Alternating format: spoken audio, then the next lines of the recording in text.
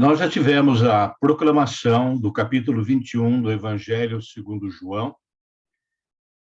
Vocês também tiveram 30 minutos de discussão prévia nas salas. E agora eu vou fazer para vocês uma apresentação com uma reflexão sobre esse trecho do Evangelho.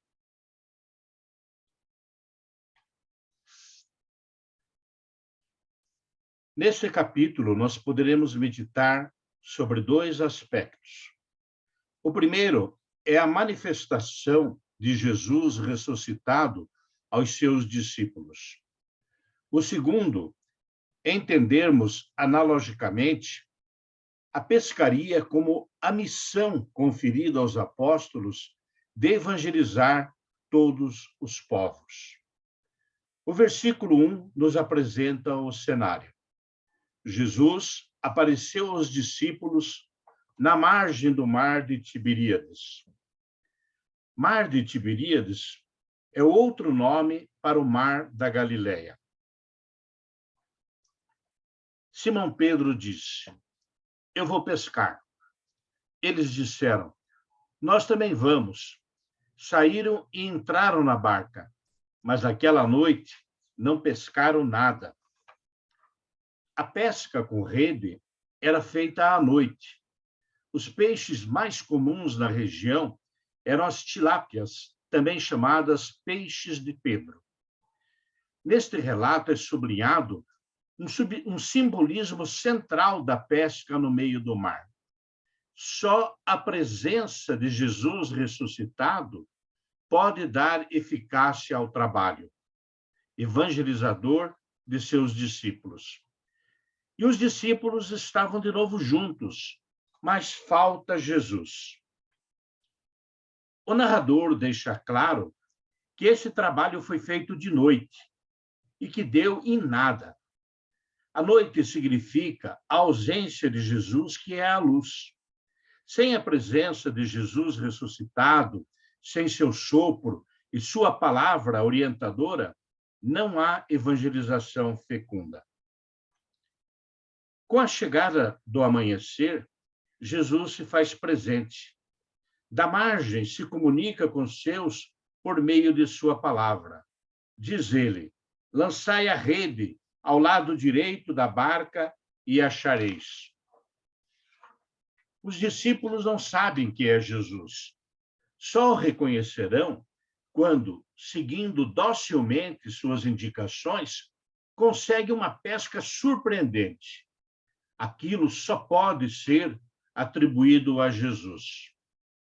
Então, o discípulo que Jesus amava disse a Pedro: "É o Senhor." João é o primeiro a reconhecer Jesus na costa. Não fica claro se sua identificação era difícil por causa da distância, da escuridão ou de algum tipo de cegueira espiritual.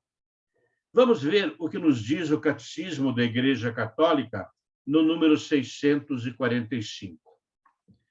Jesus ressuscitado estabeleceu com seus discípulos relações diretas através do contato físico e da participação na refeição.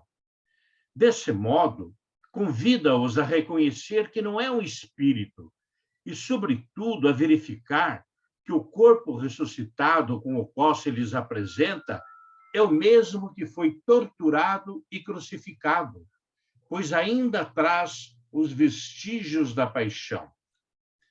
No entanto, esse corpo autêntico e real possui, ao mesmo tempo, as propriedades novas de um corpo glorioso. Ele não está situado no espaço e no tempo, mas pode livremente tornar-se presente onde e quando quer, porque a sua humanidade já não pode ser retida sobre a terra e já pertence exclusivamente ao domínio divino do Pai. Também por esse motivo, Jesus ressuscitado é soberanamente livre de aparecer como quer, sob a aparência de um jardineiro ou como um aspecto diferente daquele que era familiar aos discípulos. E isso precisamente para lhes despertar a fé. Simão Pedro, ouvindo dizer que era o Senhor, vestiu a roupa, pois estava nu, e pulou dentro d'água. Se Simão estava nu, por que se veste a fim de cair na água? O fato deve ser entendido simbolicamente. A roupa que Simão Pedro veste é o avental do serviço por amor, à semelhança de Jesus ao lavar o pé dos seus discípulos. E pular na água significa mergulhar na missão, com as disposições de Jesus, servir até dar a vida. De fato, mais adiante, Jesus mostrará como Simão Pedro irá dar a vida por amor. Logo que pisaram em terra firme, eles viram um peixe na brasa e pão.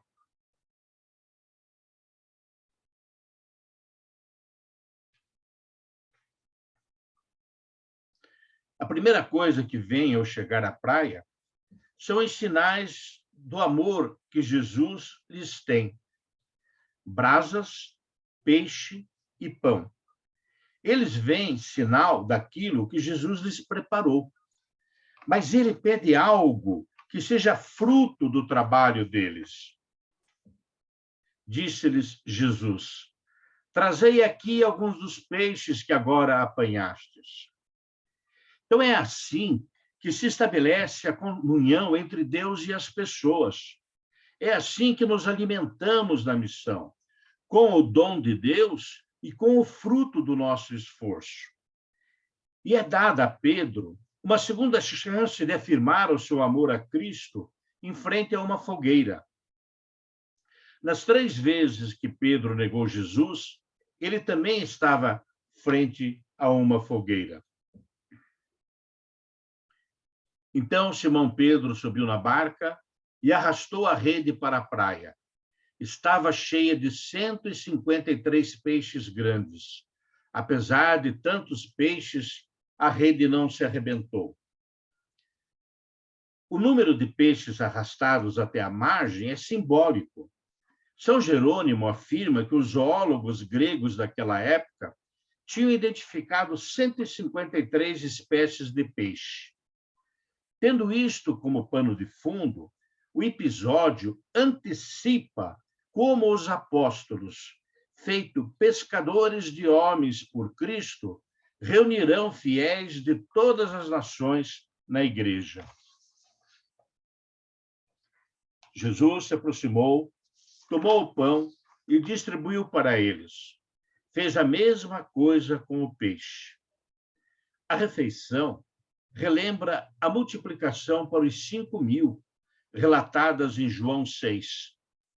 Estas 2 refeições aconteceram às margens do Mar da Galileia e nas 2 vezes serviram-se pães e peixes.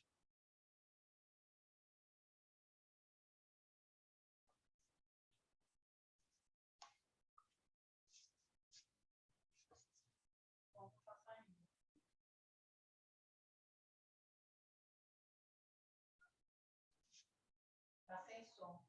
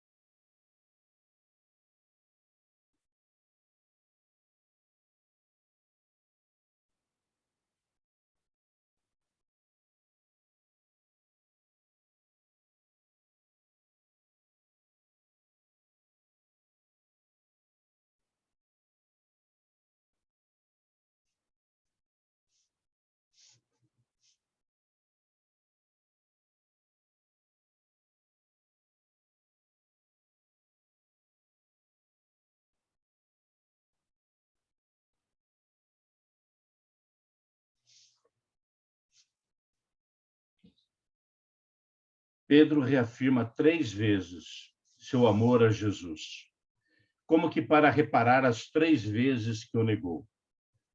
Pedro é desafiado a fazer jus às suas palavras, já que anteriormente ele tinha declarado que, mesmo com a queda dos outros discípulos, seu compromisso com Cristo nunca fraquejaria. E Jesus confia a Pedro a tarefa de pastorar seu rebanho. E esta posição de liderança suprema da igreja dá a ele uma parte sem igual na autoridade de Cristo. Mesmo assim, Jesus é ainda reconhecido por Pedro como pastor supremo. Isso a gente pode ver em 1 Pedro 5:4. O Vaticano I declarou que, neste episódio, Cristo fez Pedro o pastor-chefe visível da igreja. A pergunta que o ressuscitado dirige a Pedro, tu me amas? Lembra a todos nós que nos dizemos crentes que a vitalidade da fé não é um assunto de compreensão intelectual, mas de amor a Jesus Cristo. É o amor que permite a Pedro entrar numa relação viva com Cristo ressuscitado e que também pode introduzir-nos no mistério cristão. Quem não ama dificilmente pode entender algo sobre a fé cristã. Não devemos esquecer que o amor brota em nós quando começamos a abrir-nos a outra pessoa, numa atitude de confiança e entrega que vai sempre além das razões, provas e demonstrações.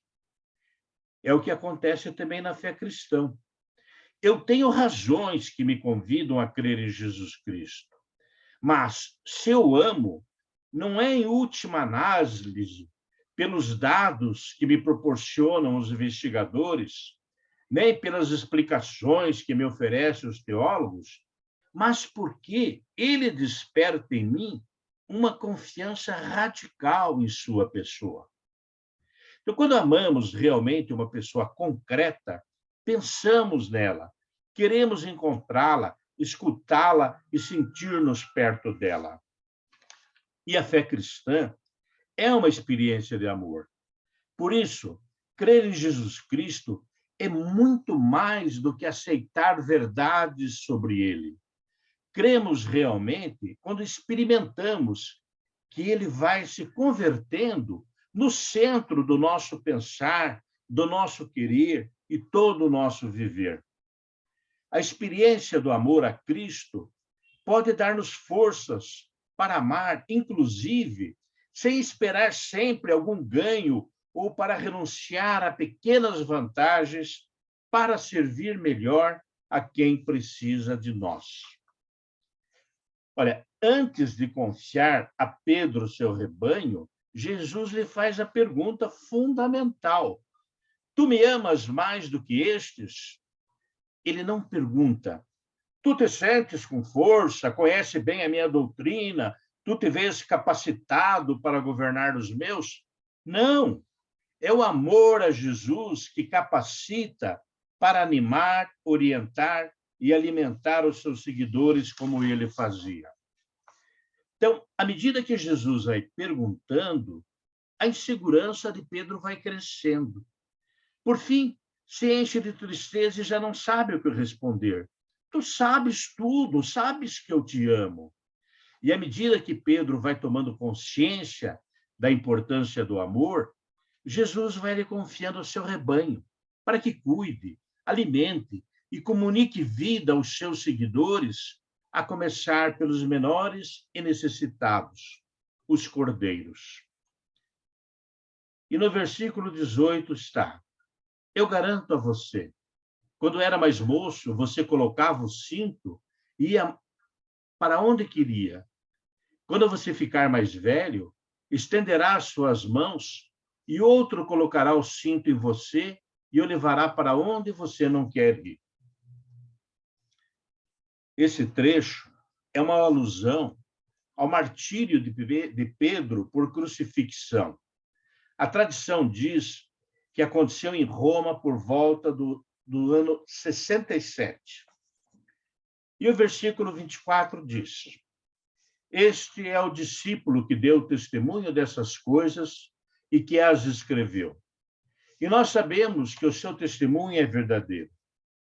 Aparentemente, este comentário, nós sabemos, foi inserido não pelo evangelista, mas por outros cristãos que conheciam os fatos sobre Jesus do mesmo modo que João conhecia e testemunhou para a veracidade do seu evangelho.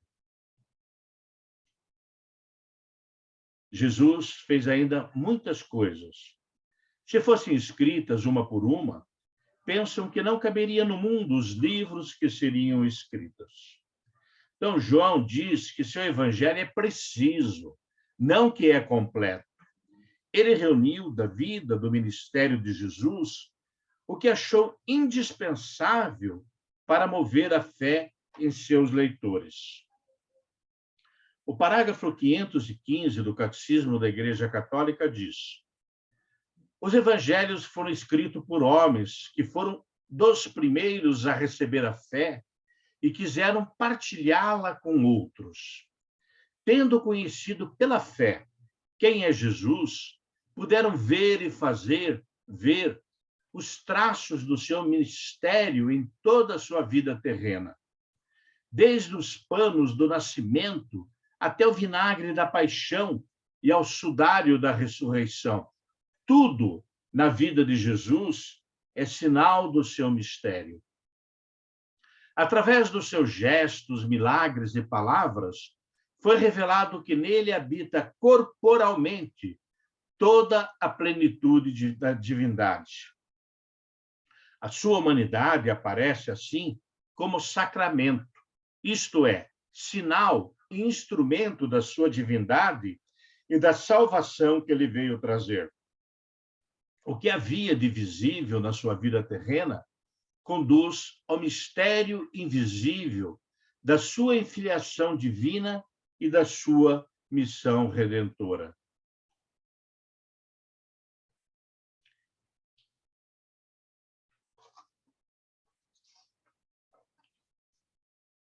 Os versículos 24 e 25 são a segunda conclusão do Evangelho. É um resumo de tudo o que vimos e aprendemos. Mais importante de tudo é perceber que o Evangelho, outra coisa não é senão resultado do testemunho. Em primeiro lugar, é fruto do testemunho do discípulo amado. Este é o discípulo que deu o testemunho dessas coisas e as escreveu. Mas é também resultado do testemunho da comunidade que encarnou e viveu o projeto de Jesus. E nós sabemos que o seu testemunho é verdadeiro. O Evangelho de João termina, portanto, como iniciou, ou seja, com o testemunho. E para concluir, nós, seres humanos, frequentemente nos sentimos pescadores que se cansam trabalhando de noite e sem pescar nada. É fácil sentir, então, a tentação de que a vida é uma paixão inútil.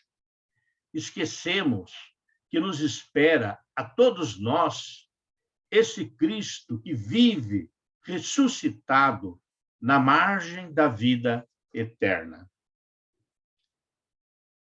No Evangelho segundo João, Jesus disse: 7 eu sou. Eu sou o pão da vida. Eu sou a luz do mundo. Eu sou a porta das ovelhas. Eu sou o bom pastor.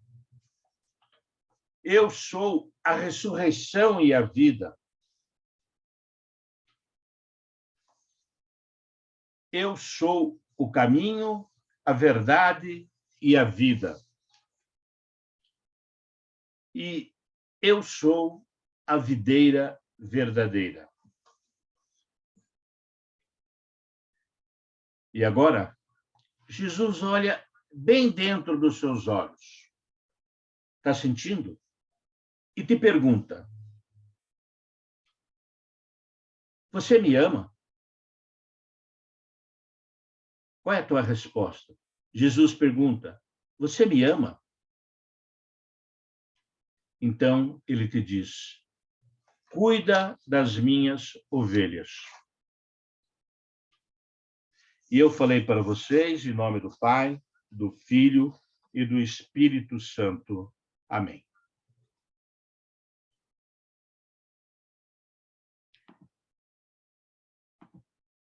Bem, então agora nós iremos para a nossa última sala simultânea, quando iremos ampliar a nossa reflexão. Ampliar de que forma? Trazendo para as nossas vidas o que Jesus está me propondo para a minha vida. E qual é a tua resposta para ele nesta noite? Como Pedro respondeu, chegou o momento de você responder do fundo do seu coração à pergunta de Jesus. Então, iremos por mais 30 minutinhos nas nossas salas simultâneas e depois retornaremos a esta sala principal. Até já.